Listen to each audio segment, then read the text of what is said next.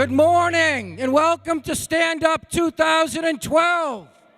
You can do better than that. Get me fired up. Come on, I want to hear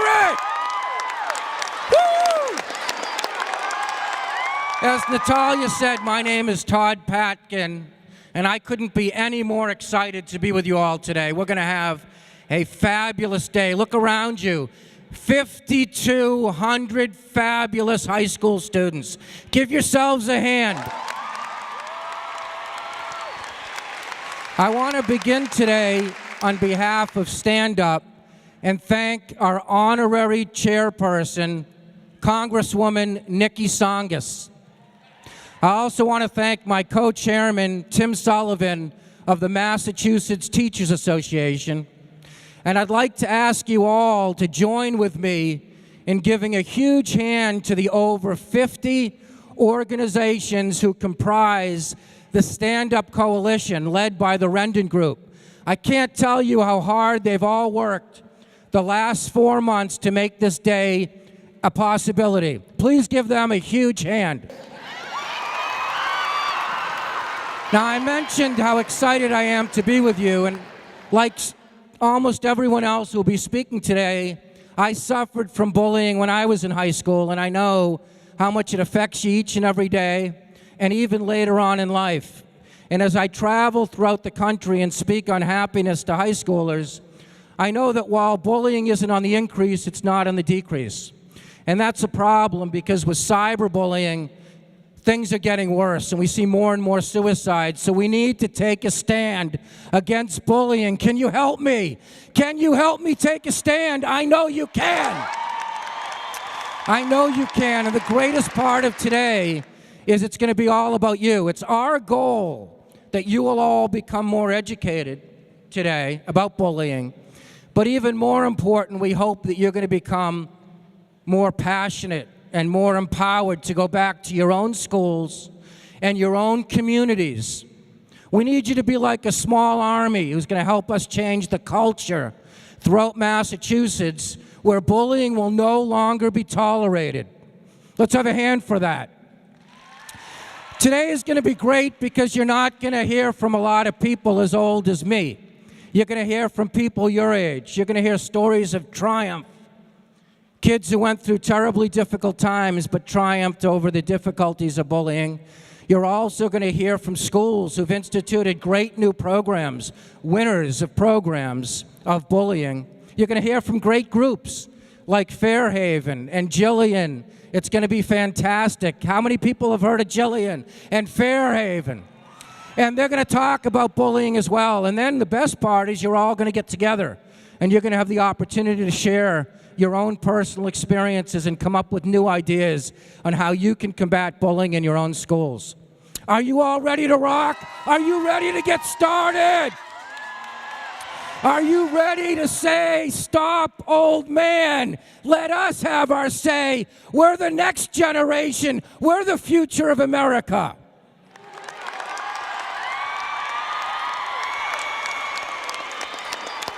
Well, before we get started, there is just one more person of my generation who felt like he really wanted to be a part of today. So please turn your attention to the two screens on my left and my right for this wonderful address from someone so important to all of us. Thank you. Have a great day.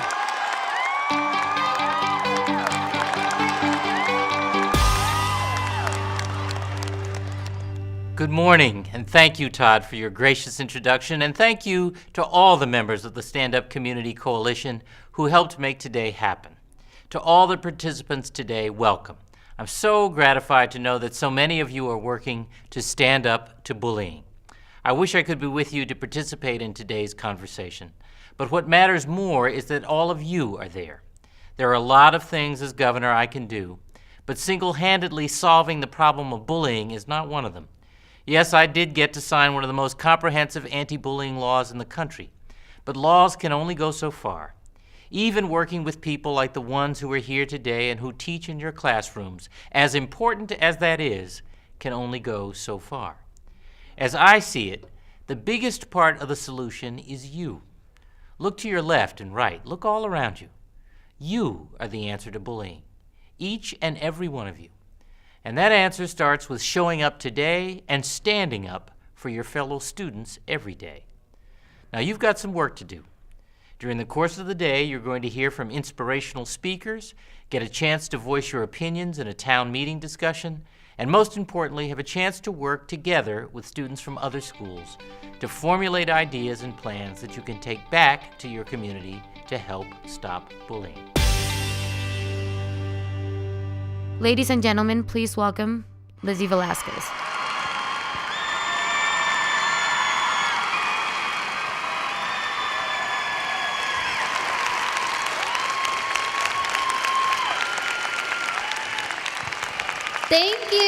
Thank you so much.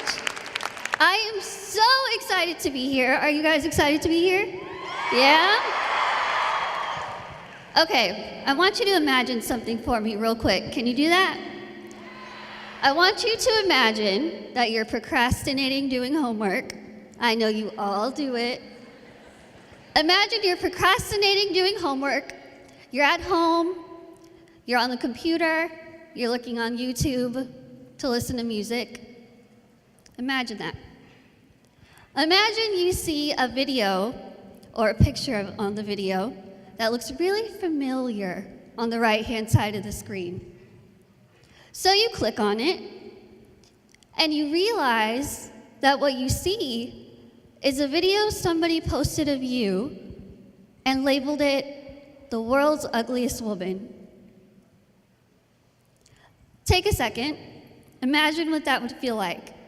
Or if you're a guy and they labeled you the world's ugliest man. Can you imagine how that would feel? Let me tell you how it felt, because it happened to me. I was at home, and the video was of me from a TV show that I was on when I was 11 years old. The video clip was 8 seconds long. It had no sound, and it was titled The World's Ugliest Woman. I scrolled down only to find that there were over 4 million people who saw this video. 4 million. I continued to scroll down a little more, and I saw that there were thousands and thousands and thousands of comments on this video. Not one was positive. Not one. You know how I know that? Because I sat there and I read every single comment. I don't know why I did it, but I did. The comments range from people giving me tips on how to kill myself. They range from saying, "You're so ugly. Why don't you just go out with the bag over your head? Because if people see you, they're gonna go blind." People are asking why my parents didn't abort me if they were gonna have such an ugly child. These comments literally felt like somebody was putting their fists through the computer screen and punching me over and over and over. As you saw in the video, I have a very rare undiagnosed syndrome. There's only 3 people in the entire world that we know of that have this syndrome. It doesn't have a name. I personally think it should be called the Lizzie syndrome.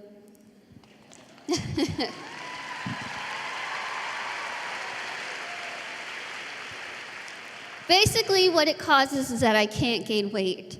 I'm 23 years old, and I've never weighed over probably about 64 pounds my entire life. I can pretty much eat whatever I want, whenever I want, and let me tell you, it is that great. Besides my weight problem, the other big thing with my syndrome, or we're not really sure how it happened, is that I'm blind in my right eye, so I can only see out of my left eye. And I've kind of don't really remember the difference of being able to see out of both eyes, but the good thing that I have learned with my blind eye is that if any of my friends are kind of irritating me or annoying me, I have them stand on my right side, and it's like they're not even there. Growing up in elementary school, bullying was probably the biggest thing that I had to deal with. I was raised so normally. The people I was surrounded by, my parents treated me so great. I had no idea that I looked different. I couldn't see When I saw other kids, I couldn't see that I was smaller than them. I couldn't see that I just didn't look like them. And so my first day of school, no one wanted to sit by me, no one wanted to talk to me, no one wanted to play with me. When we got to the playground, I made my way up to the top of the playscape to go down the slide, and there was a long line. And when I got there, everybody moved. And you would think, yeah, VIP to the slide. But it wasn't like that. They were moving because they were scared of me. For so long, I had to ask myself, why me?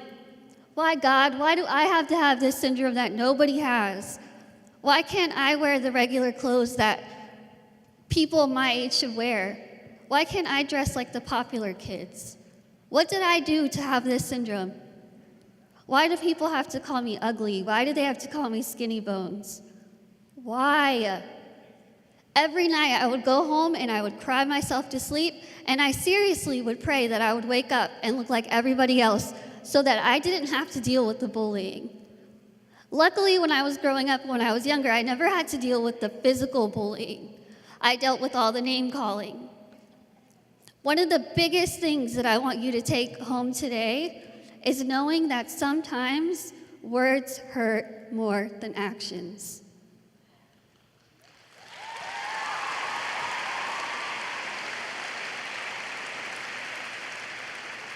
You can sometimes call someone stupid or dumb or whatever it may be and then think, I was just kidding, I didn't even really mean it. To that person that you're saying it to, it could hurt them so bad.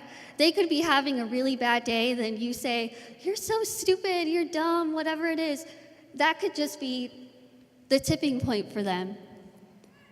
As I got older, I was kind of starting to become more aware of my condition and more able to say, you know what, I am just like everybody else. So when I was in 8th grade, I decided I'm gonna try out for cheerleading. I honestly didn't even want to do the workout part. I just did it because the uniforms are really cute. So I did it and I made it, and after I made the squad in 8th grade, I decided I like being a people person. I want people to get to know me. So I joined everything I could. I was a staff writer for our school newspaper. I was on the yearbook staff. I joined drama. I don't even like acting. I did cheerleading. I was taking dual credit for college courses, all these things, and I loved it. I was finally starting to get to a point where I liked myself, and I wasn't having to deal with bullying. Nobody was calling me names to my face. Then I found the YouTube video. So I went from a point of being really kind of proud of who I was to then being introduced to the world of cyberbullying. It's not only YouTube comments that I'll get, it's emails that people will send me and say, go kill yourself. Or they'll say, kill it with fire. And they're referring to me, a human, as an it. All these things kind of just started really getting to me. And once I started high school, I had a lot of great friends, but I still kind of started thinking, I wish I kind of looked like the pretty girls. I wish I could do what they do. I wish that boy would come and talk to me. I'm funny. I'm fun. I have good hair. I started getting to a point where I was just like frustrated and annoyed that I was having to go from people judging me because of the way that I look. When I saw this YouTube video, trust me, I sat there and I was ready to tell every single one of those people off. I was ready to hit my keyboard and make them feel as low as they were making me feel. I was ready. But then I started realizing, what is that going to accomplish? Absolutely nothing. I'd be fighting a never-ending battle. I'd be sinking down to their level and hiding behind a computer screen and telling somebody else off. I don't know who they are. I shouldn't judge them. So I let it go and I told myself, I don't know what I'm going to do. I don't know how I'm going to do it. I don't know when I'm going to do it. But I'm going to show these people that they aren't going to win. Those bullies are not going to define who I am as a person.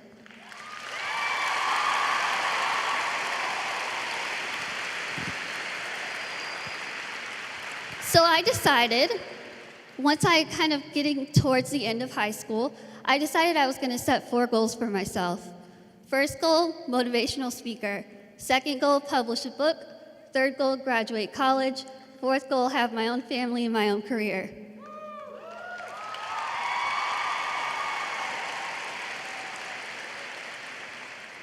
I, of course, was still dealing with people staring at me in public. People saying, if I'm with my friends or if I'm with my parents, they'll talk to my parents while I'm standing there and say, oh, how old is she? What is she doing? And I'm like, I can speak. Hi, how are you? I set these goals for myself and I started working. I started working as hard as I could, and guess what? I'm on my 6th year of motivational speaking.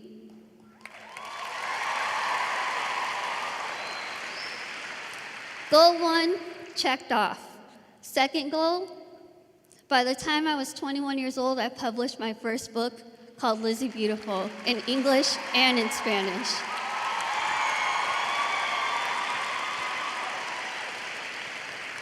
Guess what's even better? My second book came out on September 1st of this year.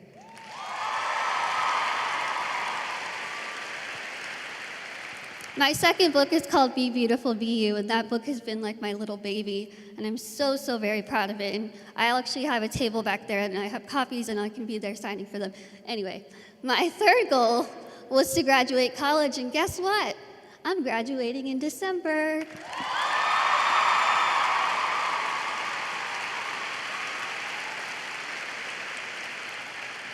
I'm graduating from Texas State University, and yes, I came all the way from Texas, and it is very cold here. I'm graduating with a degree in communication studies and a minor in English.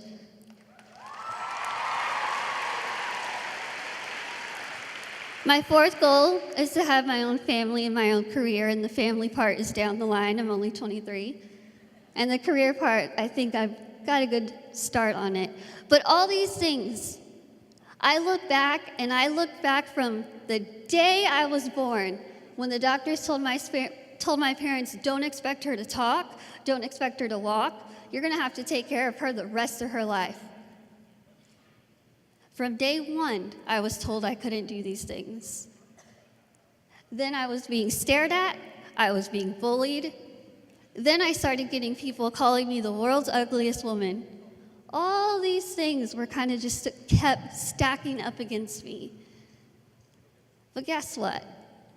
I decided, you know what? I'm proud to be in the skin I'm in.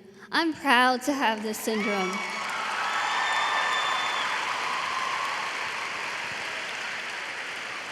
Every single one of you sitting in here has something to be proud of.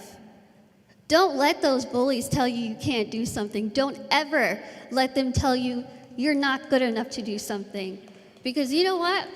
If somebody says, Lizzie, you can't do that, you'll never do that, automatically in my head I say, dare me.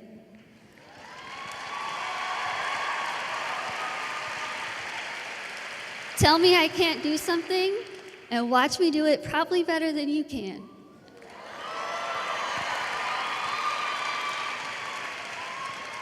I might not look like Kim Kardashian or all the people on the magazines or all these famous movie stars. I don't look like that, but I don't care. Because you know what? You don't have to look like a gorgeous celebrity. Be who you are. Be proud of who you are.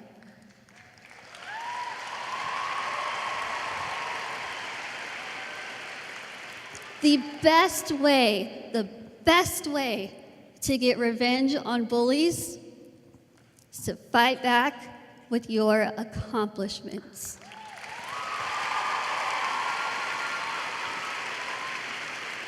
So now if I see people who are kind of staring at me and judging me and thinking, what eating disorder does she have? What's wrong with her?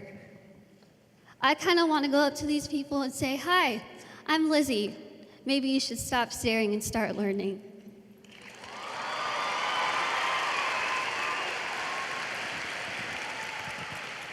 Thank you guys very, very much. It was such an honor to be here.